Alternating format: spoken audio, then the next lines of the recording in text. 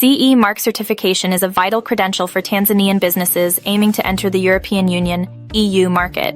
It signifies that products comply with EU safety, health, and environmental standards, making them eligible for sale across EU member states. For Tanzanian manufacturers in sectors like electronics, machinery, medical devices, and construction, CE Mark certification is crucial. Although Tanzania is not part of the EU, this certification demonstrates adherence to EU regulations, enhancing product credibility and facilitating smoother business transactions with European partners. Obtaining a CE mark boosts marketability and customer confidence, ensuring product acceptance throughout the EU.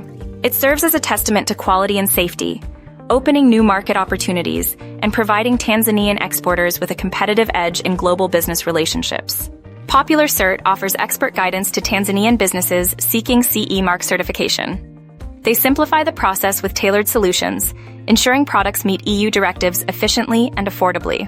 By partnering with Popular Cert, businesses can navigate the complexities of certification, ensuring their products are ready for the European market.